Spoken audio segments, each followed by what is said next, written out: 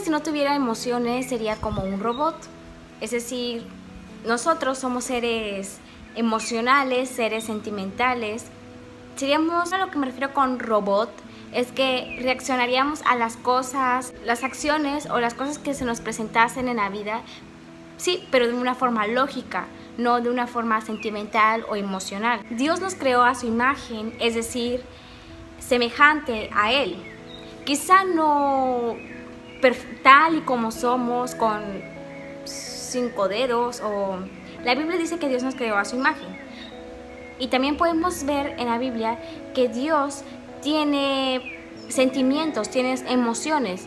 Un claro ejemplo, cuando se aira con los israelitas, en la Biblia dice que la ira de Dios es tan grande que a algunos los consume o simplemente los parte a la mitad por cosas que hacen en desobediencia. Y por lo tanto Dios es un Dios que también tiene sentimientos. Dios nos creó a su imagen y tenemos esos sentimientos, dotamos de ellos. A veces nuestras emociones son chidas, relax, y otras no tanto.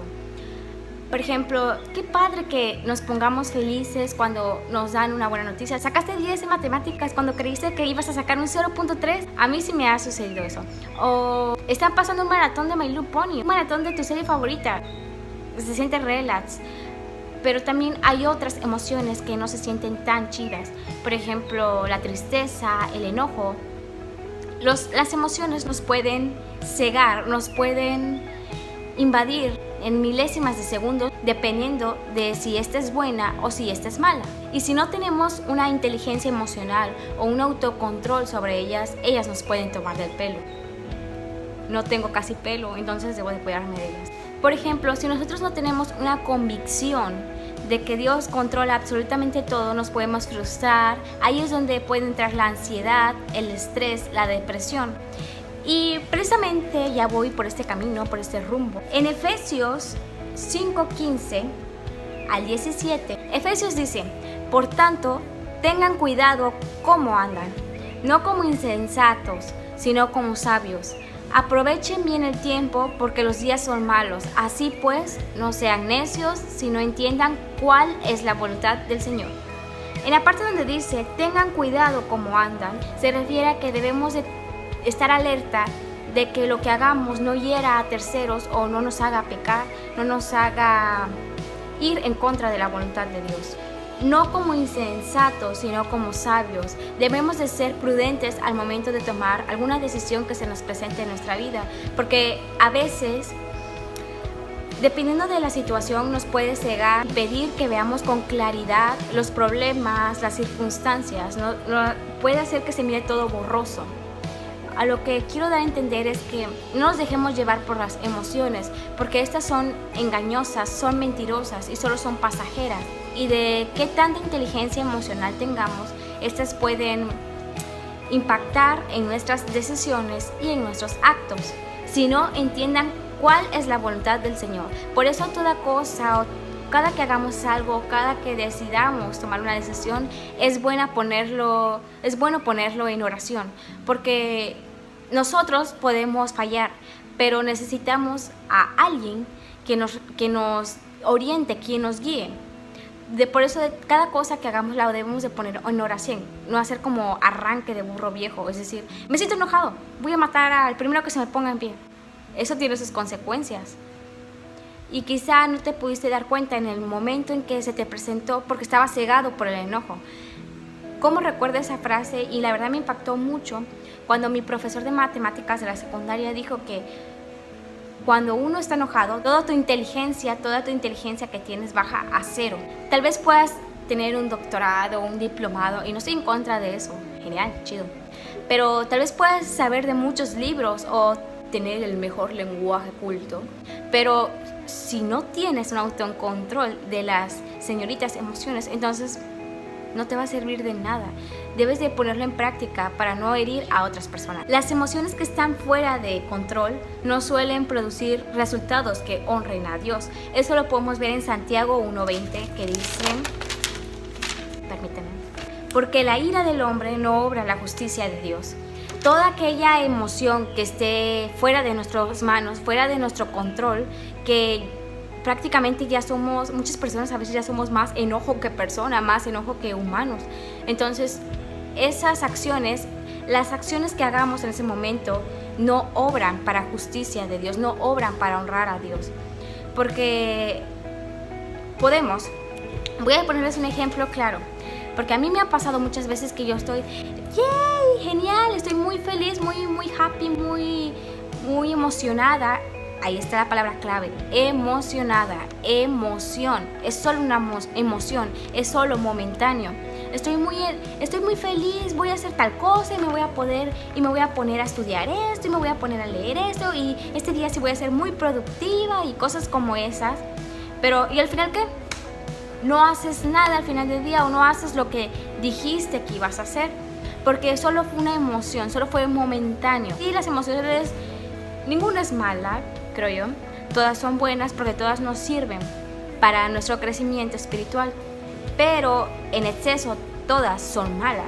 Por ejemplo, la felicidad en este caso, de que una felicidad momentánea nos puede llevar a que ya no tiene la misma emoción, o una tristeza. Si nosotros caemos está bien llorar, está bien sentirse mal, pero si nos quedamos estancados ahí, si nos quedamos, no voy a hacer nada, me voy a dormir todo el día, podemos llegar a caer en depresión, en un trastorno que nos puede llevar al suicidio, y así sucesivamente con la ira, que nos puede llevar a matar o hacer otra cosa grave, o con cualquier otra emoción. Por eso es necesario, cuando detectemos que una emoción se nos quiera salir de nuestras manos, es necesario detectarla y agarrarla por los cuernos, porque si no, ellas nos agarrarán a nosotros del pelo. Y recuerden, el pelo no es gratis. Y en lo personal, a mí me cuesta mucho trabajo esto de las emociones, porque yo suelo ser una persona que cuando me enojo, y entonces pues es como que complicado para mí que, digamos, estoy haciendo algo y me sale mal. Me salió mal, lo arranco y lo tiro y todo, y bueno, no es nada bonito. Entonces son cosas que a mí personalmente me ha costado trabajo llevarlas a cabo, poder controlarlas, pero yo sé que con la ayuda del poderosísimo Espíritu Santo, ellas van a quedar bajo mis pies, bajo mis manos, porque tengo a un Espíritu Santo, no crean que es otro espíritu. Las emociones, al igual que nuestras mentes y cuerpos, están influenciadas en gran medida por la caída de la humanidad en el pecado.